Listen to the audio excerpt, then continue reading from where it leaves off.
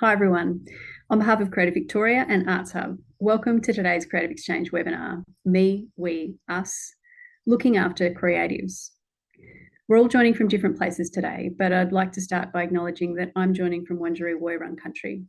I want to pay my respects to the elders past and present of this land, acknowledge all of the lands that you're joining from today, and also welcome and acknowledge any First Peoples who are on the call with us.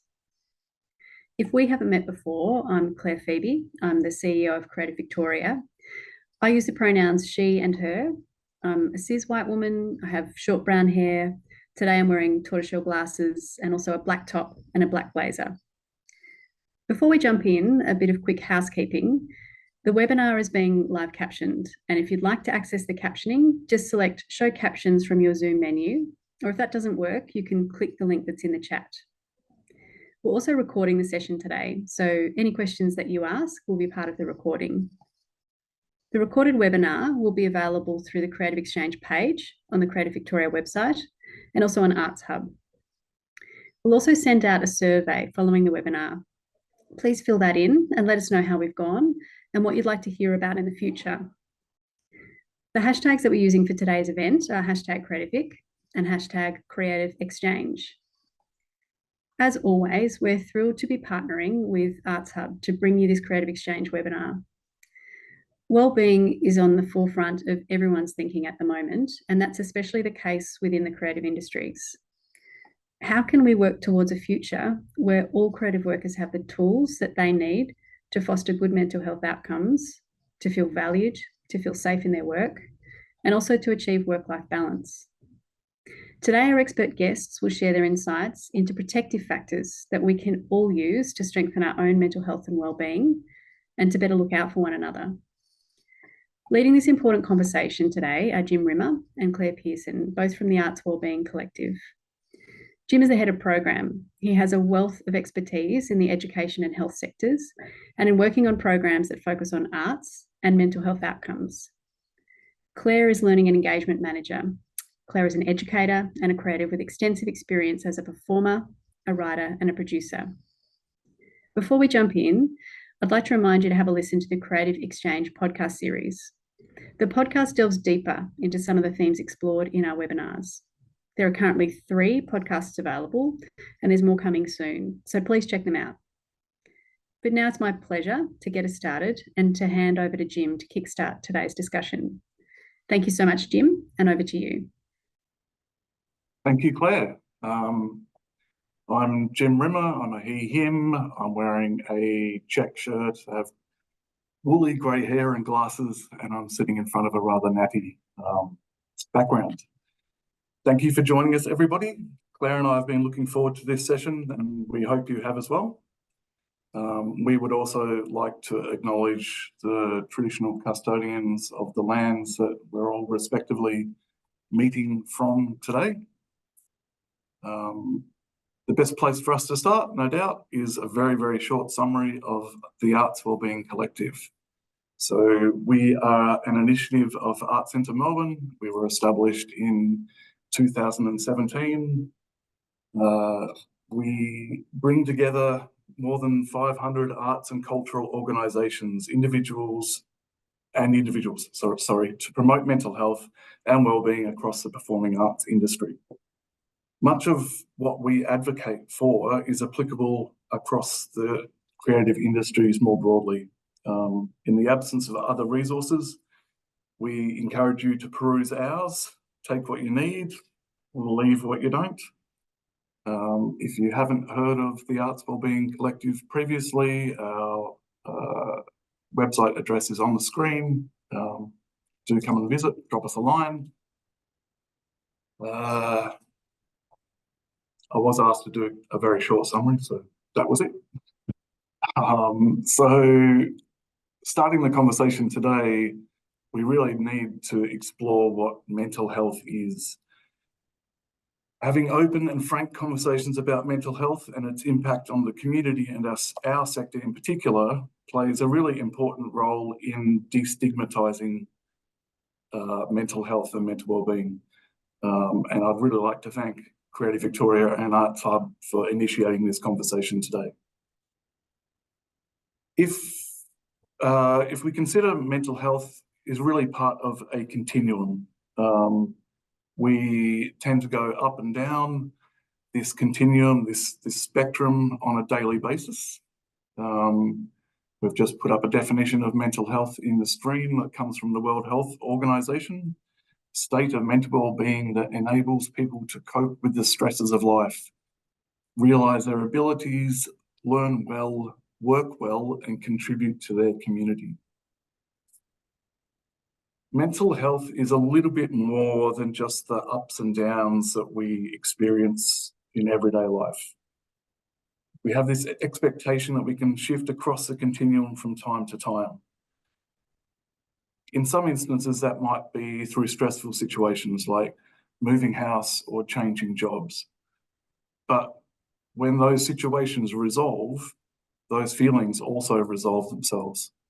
Mental health challenges are about a much deeper, longer term and debilitating experience.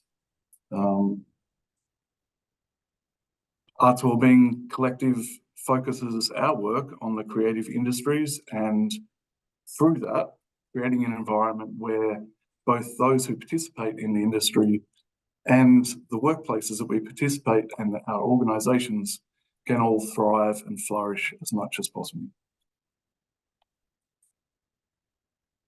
Mental illness in Australia it's a challenging topic. It can be very, very confronting for quite a number of people to talk about openly. Largely that's because there is a lot of stigma attached to it. We would like to have frank, open conversations about these challenges. You've probably heard the statistic that 20% or 1 in 5 people in Australia will be diagnosed at some point with a mental illness. Of these mental illnesses, there are 2 that are particularly common. They are anxiety and depression. And the third is substance abuse, which has a very peculiar relationship with mental health in that it can be both a symptom and a contributor to mental health challenges. And it is definitely something that is experienced by many people in the creative industries. Mental illness affects all Australians, either directly or indirectly. We also know that the prevalence is far higher in some population groups, LGBTIQ and First Nations people, as well as people living with disability. As an example, double the proportion of women aged 20 to 29 report mental health condition, whereas men in the same age, the incidence is far less. In the creative industries, one of the challenges that faces us is if we want to have a genuinely diverse sector, we really do need to address these mental health challenges and take extra efforts to embrace that diversity. Arts Wellbeing Collective was established as a consequence of a survey that ran in 2016. It was commissioned by Entertainment Assist and undertaken by Victoria University, and it found some really, really dire mental health metrics for those that worked in the arts and entertainment industry. These were further replicated in 2012 in a survey run by Support Act with Swinburne University. You can see from the statistics on screen that psychological stress is more than 4 times that in the general population. Anxiety and depression are more than double that of people in the general population. While the tail end of the pandemic certainly impacted these figures, that doesn't necessarily affect others that were included in the survey.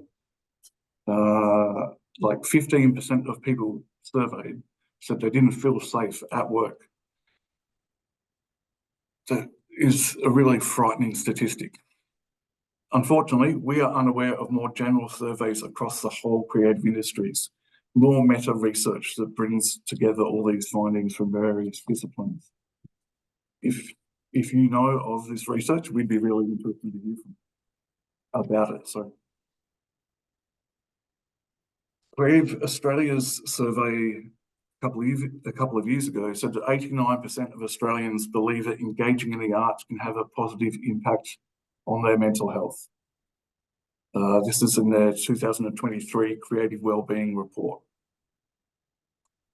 Our industry clearly has a problem if the people who are creating the work are faring so poorly. There's obviously a lot of work to do in front of us.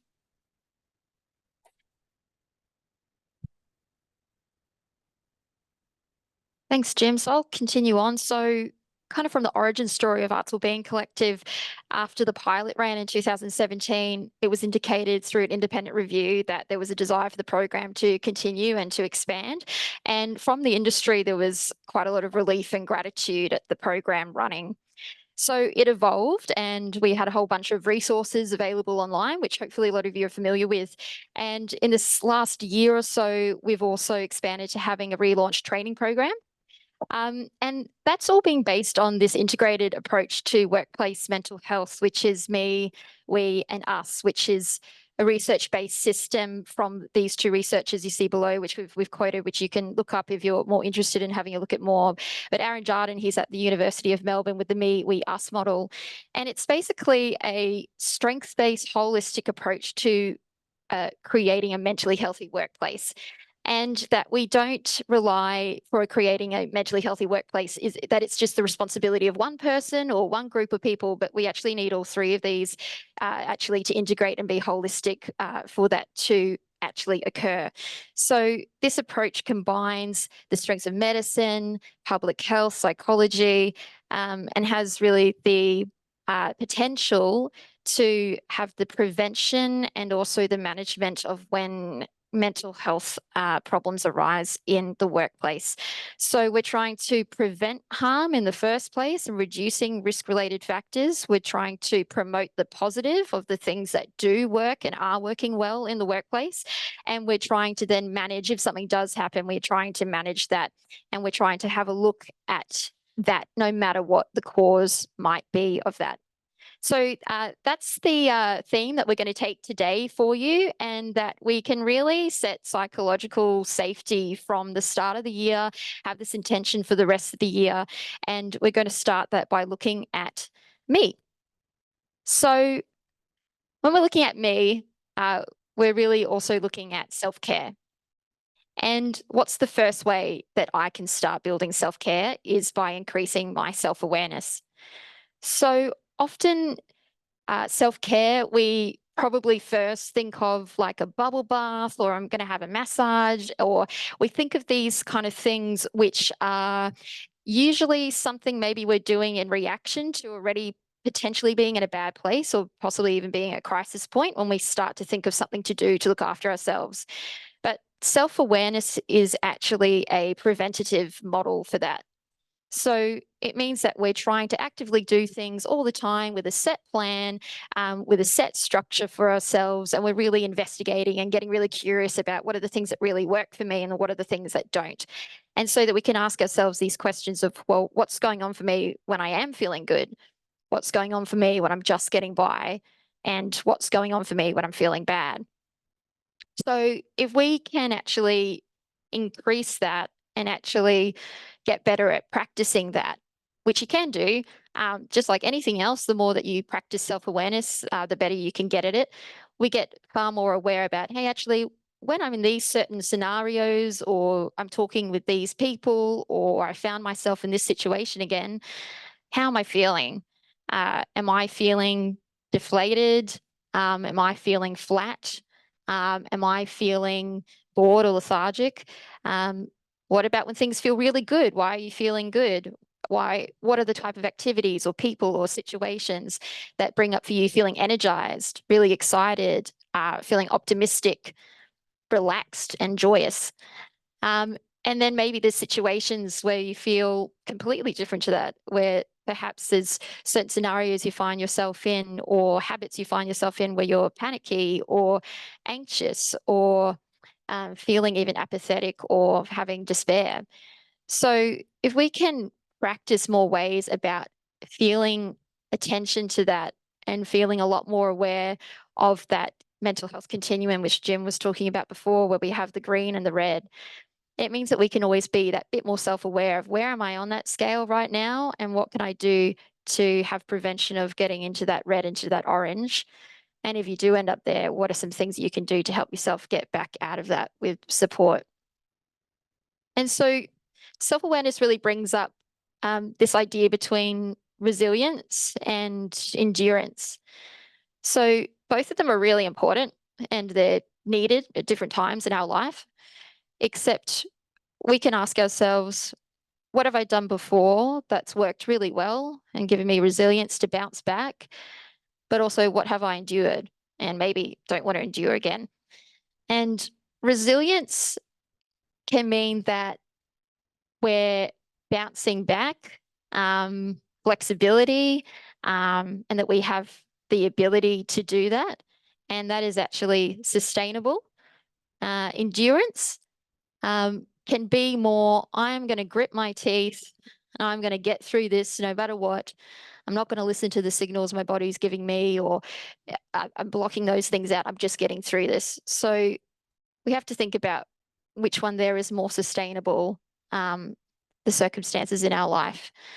And if we can get more to that resilient space, that's going to be better for us and that's going to come out from us and affect the others around us. So with that self-awareness, we can always ask ourselves, what's worked for me before? And how can I access that again to work for me now? And if we have endured something, what have I learned from what I have endured? So there's 5 categories of self-care, and a way you can remember this is, although they seem quite basic and straightforward, is to think of your hand and you have 5 fingers on your hand. That can always remind you about what these are. So we have to look at our physical life, we have to look at our emotional life, our spiritual life, our relationships, and our workplace. And of course, our workplace is a huge part of our life. In fact, we often are with our workmates more than we're even with family or friends. So that's super important. And sometimes when something's going on for you, a little tool you can use for that self-awareness and checking in is to go, maybe something's going on, go to your middle finger and go, what's going on for me right now? And you can actually go through your fingers and go through each of those parts of your life, maybe just to do a little quick check-in to see where you're at. So some questions I might ask you today, just to have a think about it. We obviously can't go too deep today, but is, say, for example, physical, really big things like, am I getting adequate sleep? Am I eating fruit and veggies? Am I getting enough exercise? Am I going to the doctor if something comes up? Emotionally, do I have ways to actually process my emotions? Am I getting checked with the doctor if I think I'm concerned about something? Am I bringing things into my life to feel recharged emotionally and have some stimulation mentally? Spiritual doesn't have to be church or religion. It can be anything that just gives you a deeper sense of meaning. Maybe travel, maybe music. It could be a whole lot of things that could tick that spiritual box. Relationships, super important. They can be our friends, our family, our workmates. Any of our relationships are super important, and social connection is such a huge driving force in mental health. So are we making sure that we have those relationships and that we can reach out to those people if we need support? And are we maintaining those relationships? And with our workplace, of course, as I mentioned, are we looking after ourselves when we're at work? Having good relationships at work, doing really basic things like having breaks for meals and regular breaks during your work hours. Are your work hours manageable? Do you maybe have a mentor or a great manager that can help you through with different things that you're doing at work? Do you have access to really basic things like sick leave and things like that? So these are all the type of questions that come up in this area. And so when we look at all these things, what are they? Well, they're the protective factors, like Claire was saying before. So it's been proven that these things are the things that keep us in that green zone, that keep us in touch. And are we going to do everything perfectly all the time? No, we're not. Is everything going to be totally right all the time? Are we always going to get 8 hours sleep? Are we going to eat perfectly every day? Are we going to be that best friend every day? No, we're just not. That's just life. But we can definitely always keep tilting towards the good, the things that are working and helping, and we can increase that self-awareness to go, actually, I've got some really great friends and support at the moment, but actually, you know, this kind of thing is going on for me with my sense of purpose and meaning while I'm at work. And we can start to just be so much more self-aware. And when we're self-aware, that means we can really help ourselves and others. So those protective factors are having supportive friends and family, good physical health, financial stability, a really tricky one in the arts, access to support and knowing where to go for support. And it's really important when I say access to support is actually you knowing where to go before crisis hits. When we're in crisis, we can't really think straight. So it's really great to think of these things before and ahead of time, so to have these things actively aware for us so that when something does happen, we know where to go and what to do. Enjoying and engaging in hobbies and interests, either your art or maybe something outside of your art, accomplishment and achievement, social connectedness, sense of purpose and meaning, and of course, sense of self-worth.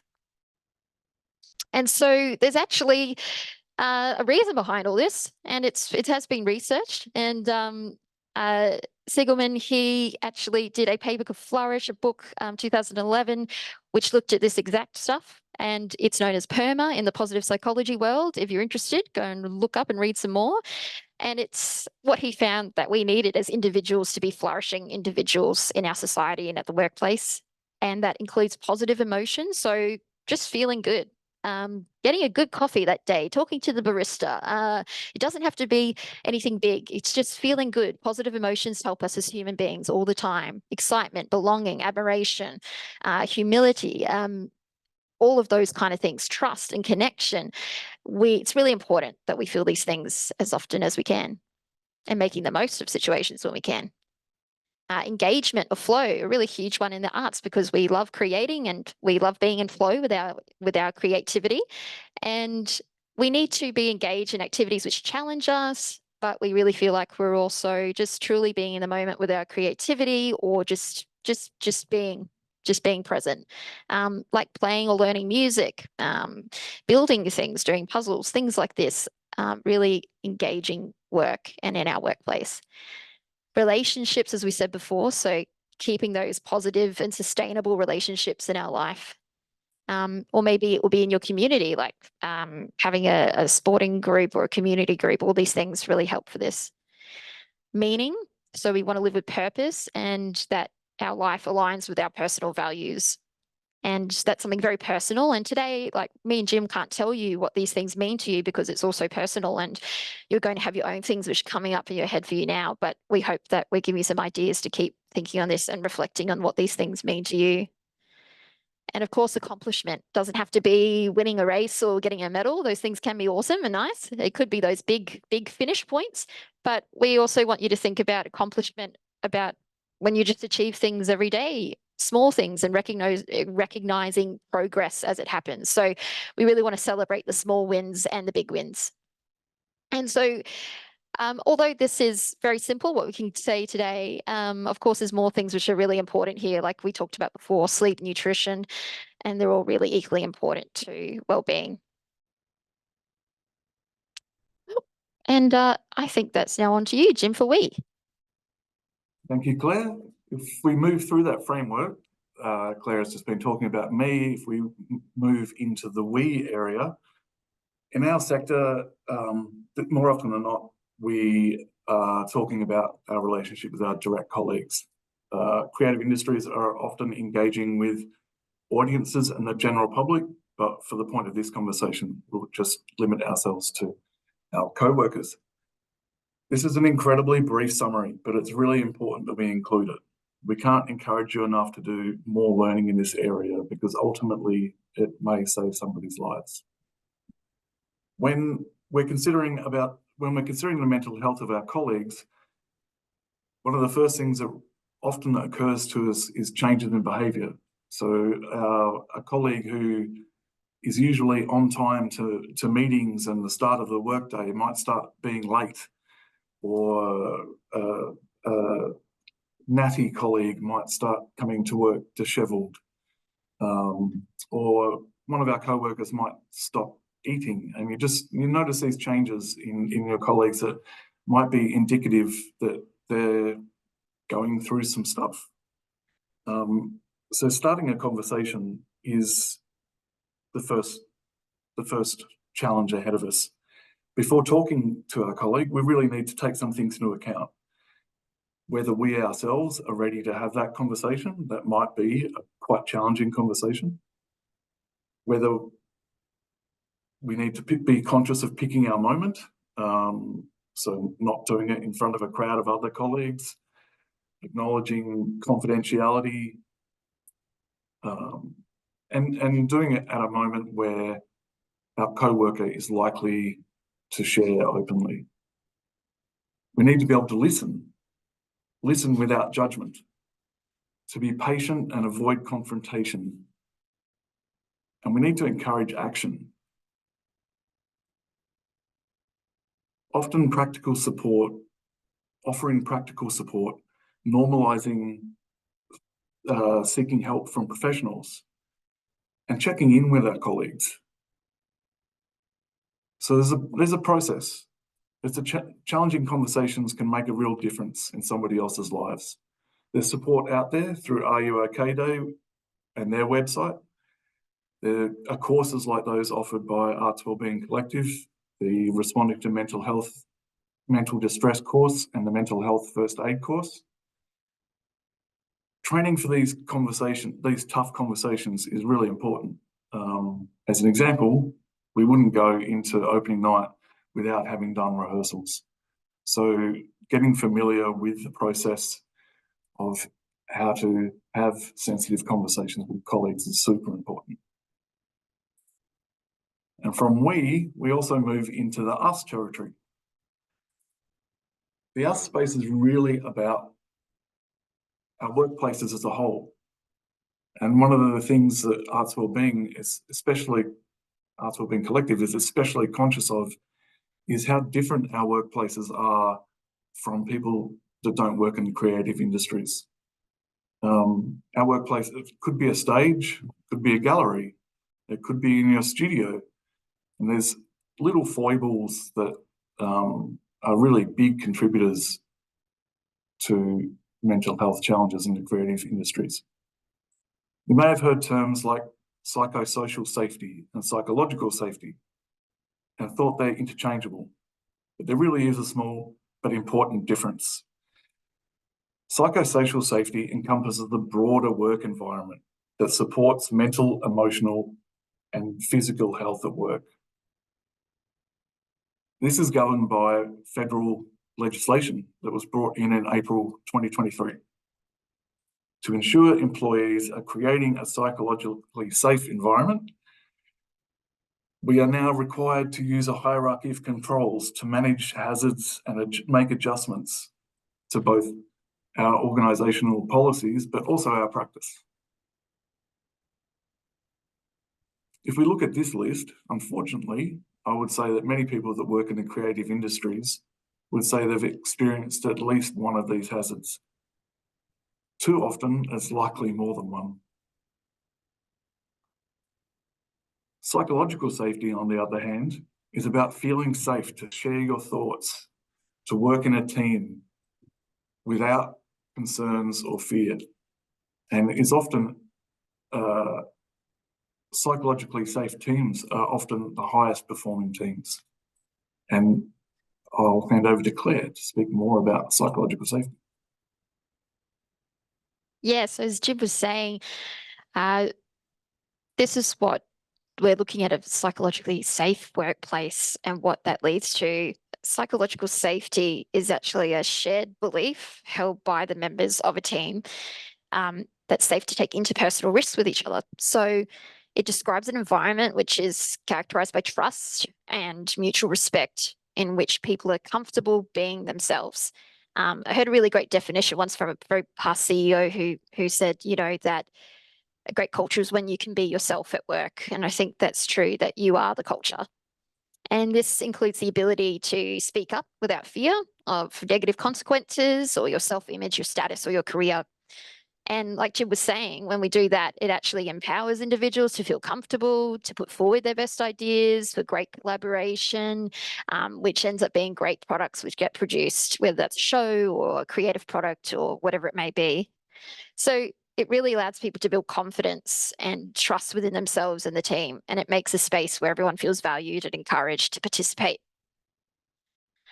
So what happens when that doesn't happen? Well, it's pretty much the opposite. In an unsafe workplace, we get reduced functioning, we get increase of absenteeism, high staff turnover, low morale, motivation, and like Jim said, we have known the great moments, or we described before. We've definitely always been in teams where this can happen as well. Lost productivity, the inability to deliver objectives, and unfortunately, increase of workers' comp claims. So, unfortunately, a lot of organizations can be described this way.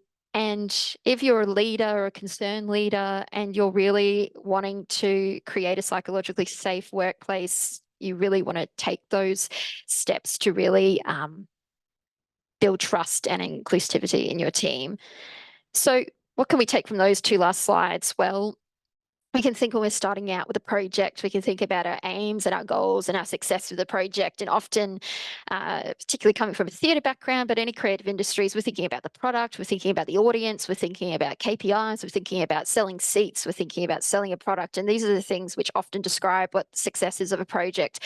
But maybe we can also think of as leaders or as team builders or producers or whatever we may be, that when we start our work with the intention of psychological safety from the beginning, and we make that part of our goals and our values for a project, and we really make that an aim in whatever we do with our work.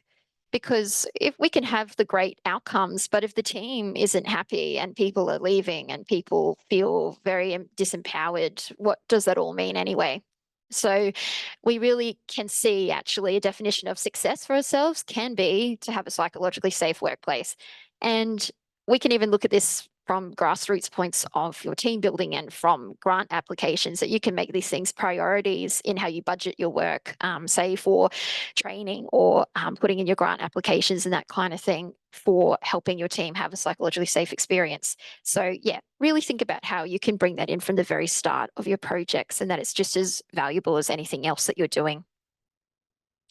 So we've had a look through that, and I just want to put to you there, sitting listening from home or the office, you can think about either where you are right now or where you have been, about maybe where your organization is in this point.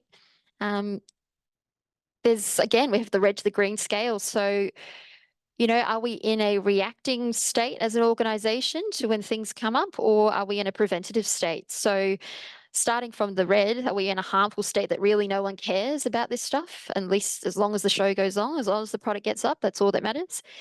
Are we reactive in the orange? So basically, we're just waiting until something goes wrong and then we'll think about what to do. Is it considered? Which might mean that you've got maybe some systems, some policies, some things in place to mitigate the risk, but maybe that's all about it. Or we want to get up into this green space, being proactive. Pardon me, went one slide too far. So we want to be proactive, which is that it's actually embodied into our organizations through our leaders and the values, and it drives continuous improvement actively. And then, of course, we want to get right to the top, which is the generative state, a generative state of thriving. So not just surviving, we're thriving. And a mentally healthy workplace is seen as the norm, not an exception. So have a think about maybe where your current company is at and where you would like to be.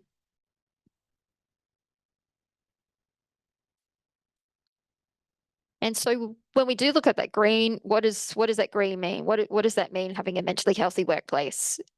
Well, it actually is broken down into these 8 pillars, which we've found and through our Workwell guide, which you can have a look at on our website, which is support, connection, leadership, enablement, engagement, courage, protection, and safety. And these have been found to be the key kind of 8 areas that will actually allow your organization to be thriving and where people feel safe. So I'll just go through some examples of what do these mean. And if you look at our Work Well guide online, you can actually go through a bit of a checklist for yourself. And if you come and do our training with creating mentally healthy workplaces, you can actually sit through this for a few hours with a facilitator and really have the time and the conversation to work through these about what are the things that your organization is doing really well and what are the things where you could improve on or keep working on. So support, like, do you and the employees, do you recognize when you need support, and do you know where to go to access it? We've found often in training that a lot of organizations and workers don't know that they have an EAP service, for example. Engagement, as we learned in the PERMA before, human beings, we really thrive in being fully engaged, and especially in the arts, we're like super passionate about what we do, but we also know that we can be engaged and have a work-life balance, and that work is work, and we also have a life outside of work, and that's okay. Leadership, is there clear vision from the leaders about where the company is at and what it's trying to achieve? And particularly, is there clarity when there's uncertainty in the organization from those leaders? Courage, can company members speak up and say if something's not quite working well, and not fear that they'll have anything happen to them if they do speak up? Protection, is physical safety a priority and mental health a priority? Are there strategies and policies in place to promote physical safety? Is it respectful? And do we deal with grievances and complaints quickly and promptly? And do we actively prevent bullying and harassment in the workplace at any level? Enablement really means getting set up for success. So can everyone do what they have to do, and do they have what they need to do their job really well and properly? And that's a really big one. Are the resources in line with their role? And safety. Are we considering different perspectives in our work? So First Nations perspectives, lived experience, which is incredibly important in mental health. Are we making a really welcoming workplace where everyone feels safe and it's accessible and inclusive? So as I said, you can have a look at that further online in our Work Well guide. And we also have our training, which you come to too as you wrap up today. So if you really want to learn more about this, come as you are yourself or part of your workplace. And we have these courses coming up. We've got creative self-care, which is looking at the me, we, us model, looking out for each other, responding to mental distress, and the accredited mental health first aid. And of course, creating mentally healthy workplaces where you can actually have a, like I said before, work through those points and have a really detailed and great conversation about where you take yourself and your organization next with these ideas and themes. And Jim, do you want to talk about the webinar? Sure. We've both made mention of a bunch of the resources that AWC have available on our website. We're always adding to those resources. So in a few weeks' time, we have an anti-fatigue webinar. It's free. This is a challenge that has been recurrent in our sector for way too long. We're tapping into the knowledge pool of Arts Centre Melbourne, and our colleague Carly Hurd, who has previously been a production manager and tour manager. She's a wealth of experience. She's now working in a safety role, and she's going to take participants through an anti-fatigue toolkit. At around the same time, launching in mid-March, we also have the latest update in our popular Well series called Navigate Well, which is an interactive tool for career planning or career changing that takes account for our mental health and wellbeing in those processes. Explores our relationship with time, with money, with our preferred colleagues, really taps into the values that contribute to a productive and safe career in the creative industries. So to summarise today's points, we are all active participants in maintaining our own mental health. There are a range of small positive steps that we can take to help ourselves and to help others. If we need help, we should seek it. And ultimately, our sector needs to rise to this challenge. For too long, research has indicated that mental health statistics are through the floor in our sector. We need to change that. We need to turn it around. We need our sector to invest in its people and its workplaces. the companies that don't will quickly get left behind. So just before we've finished, I'd like to ask you one thing that you will do for yourself before you go back to your office or your team. What will you do for yourself and for others that can make a positive impact to psychological safety in the year ahead? If you want to make a public pledge about this, you can drop it into the chat. You can share it with colleagues, you can write it on a post-it note, or you can just make a promise to yourself and keep it private. But the one thing I'd encourage you to do is to do it. Just before we go, we're heading toward the exit door, and we have a bunch of resources that will be made available. Some of them are listed on the next slide, that will be made available by the producers, the links to all of these resources post this meeting. So you don't need to scribble them down. Obviously, the best is at the top, but all the others are worth exploring as well. And if you are in need, or you know somebody else that is in need, please seek help. We have some helplines that are also on screen. Some of those helplines, as Claire mentioned earlier, it's better to seek that assistance before being in crisis. But if you could change the slide, Claire. It is important that if you are in crisis or know somebody that's in crisis, that you seek the right help. So we're really keen to answer any questions you might have. Please drop them into the Q&A. We will do our best to work through the list as quickly as possible, so starting with those that are most popular. And I will just have a look now.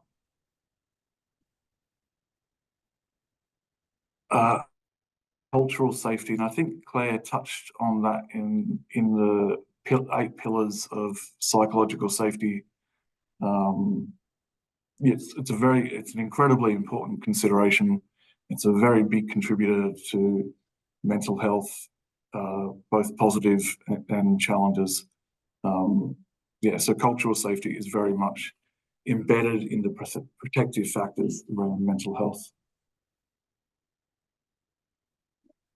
Jim, there's a question about, sorry. You go.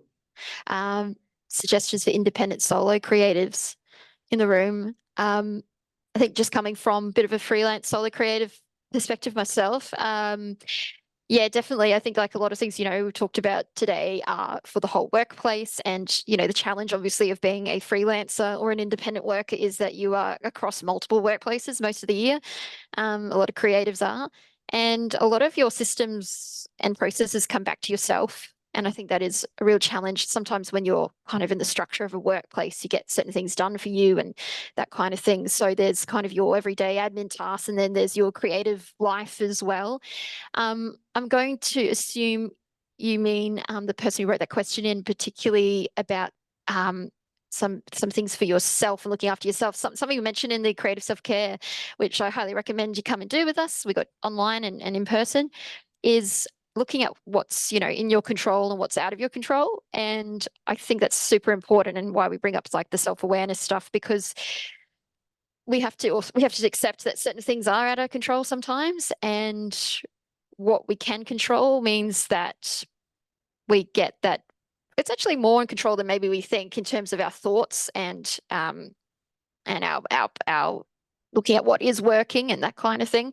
So I think a lot of it comes back to what your own processes are, and if you can find things that really work for you, and that you can have some really clear self-care and boundaries, and that when you're making certain decisions, that you're also doing those from a values place-based about what's really important to you. I know those things sound really simple, but I think boundaries is a huge thing when you're a self artist, you're a self-independent artist, and knowing your worth and your time as well. And those things, change over your career. So you can keep a bit of self-care and sanity as you go along.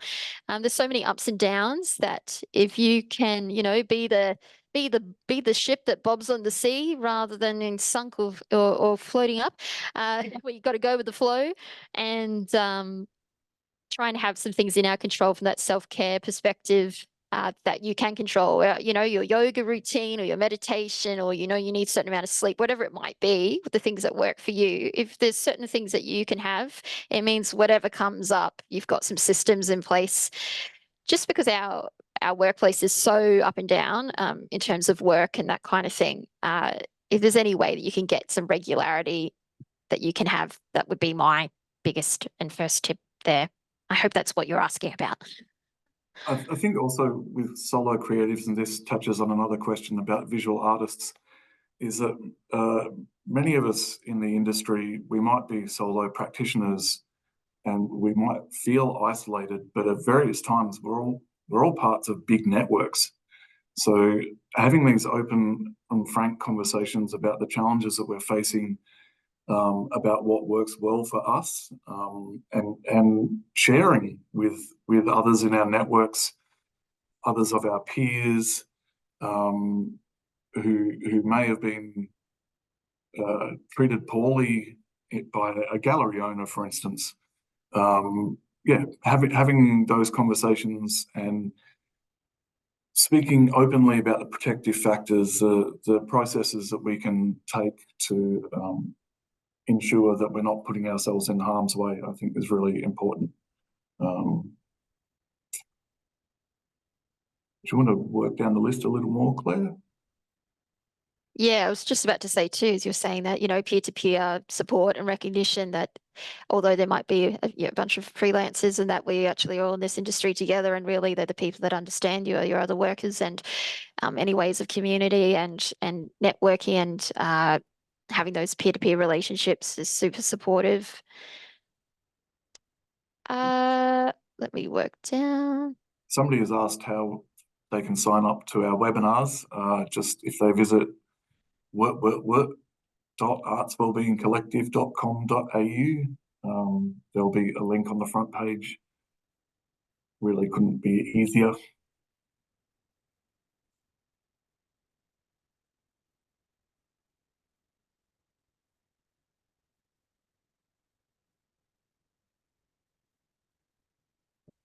There was a question, Jim, about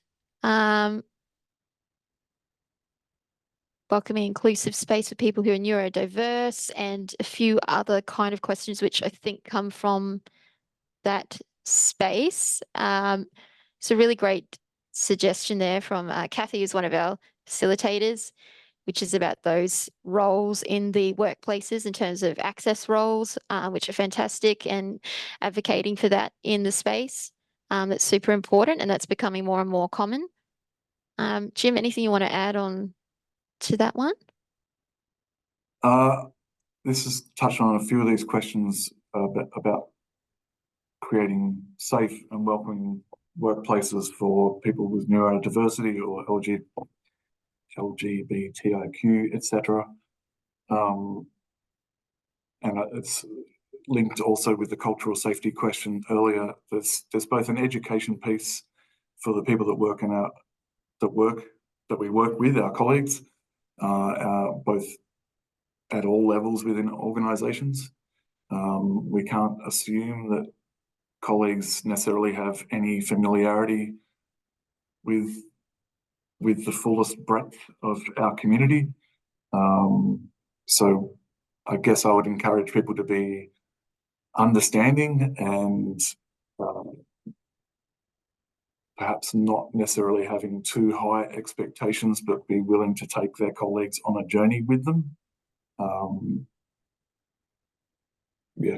Something, we talk about is, and I know in our arts centre policies is, meeting people where they're at, and in terms of mental health or abilities, or and particularly creative industries. It's been touched on. Neurodiverse is very common in the creative industries, and I think more and more we're realizing as a society in our workplaces about that we all have the iceberg. We see the tip of the iceberg, and whether that comes out as certain behaviors or just also just of who we are, and that acceptance and that general psychological safety and understanding that we're all different and we all have different things to bring to the table. And if we can create a safe space for that and promote that, it's going to be beneficial for all. And there was just a question there, Jim, too, about, I sometimes find myself not talking about issues because it feels like you become a liability on a production. And I think that's super common. And that is one of the biggest things that has, unfortunately, just occurs generally in the workplace, but also in the performing arts and arts, creative industries generally. We don't want to be seen as the liability. We don't want to be seen as the problem person or the person that people need to look after.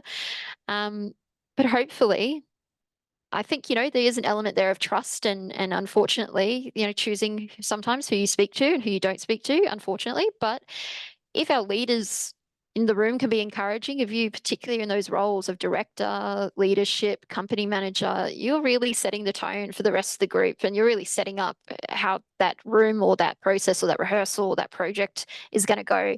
So don't underestimate your leadership in those positions, and that sometimes, walking the talk is super important to encourage others that it's safe to do so. That could be asking for feedback from your team members, they might be your direct reports, and asking very publicly for feedback from them. It might be sharing your own struggles you're going through.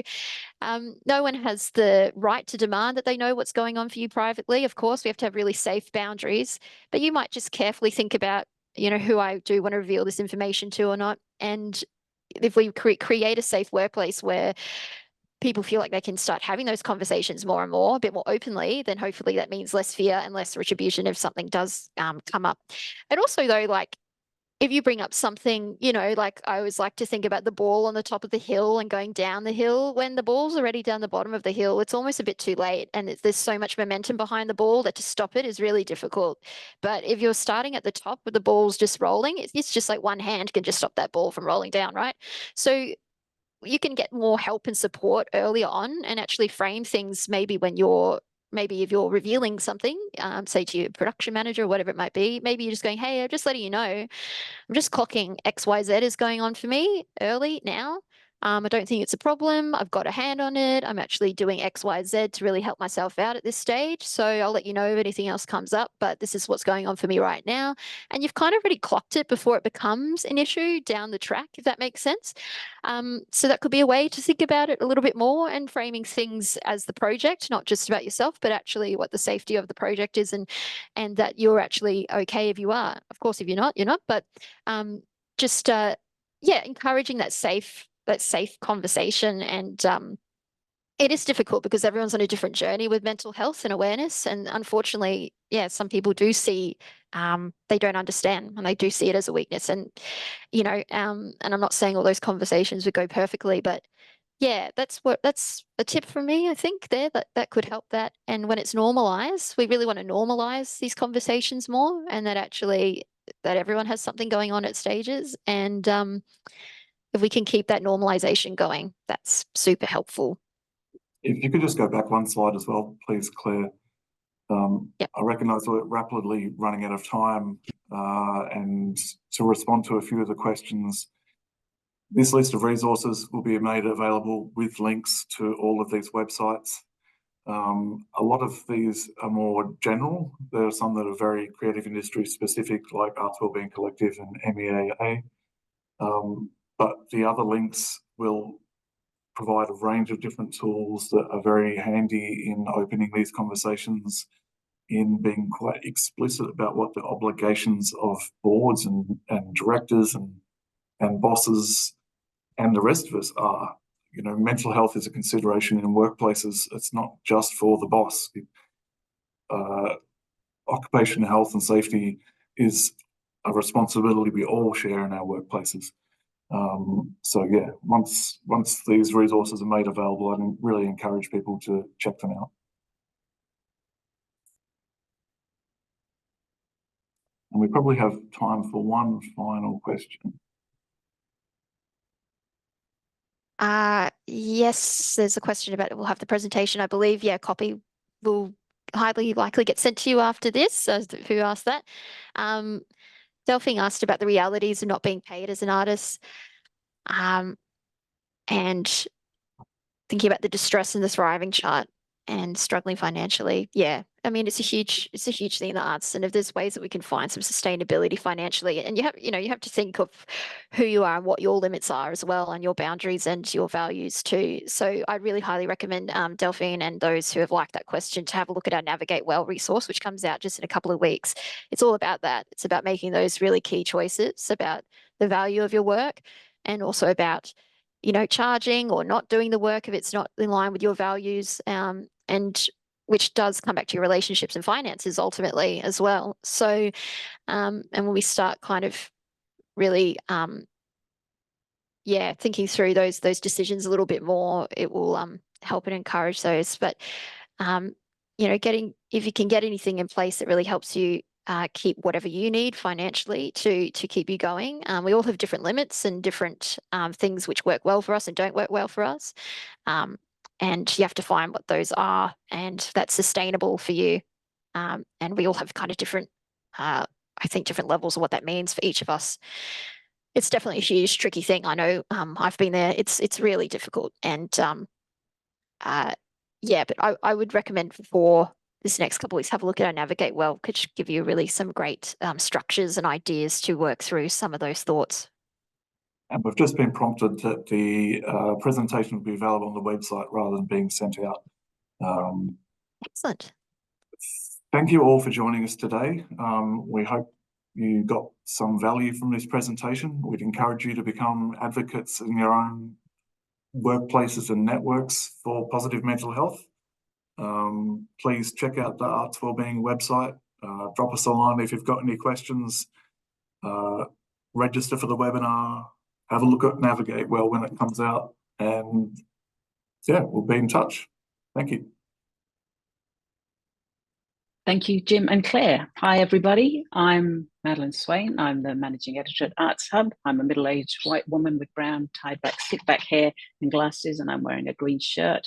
My pronouns are she and her, and I'd also like to acknowledge the traditional owners of the land that I'm coming to you from today, the Wurundjeri, Wurrung and Boonwurrung peoples of the East Kulin Nations, and I'd like to pay my respects to their elders past and present, and I extend that respect to any Aboriginal, Torres Strait Islanders joining us here today.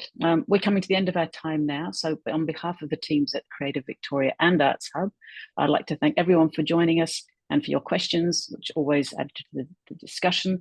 And I'm sure you'll join me in thanking our wonderful presenters, Jim Rimmer and Claire Pearson, for sharing such valuable insights with us today and answering your questions so thoughtfully.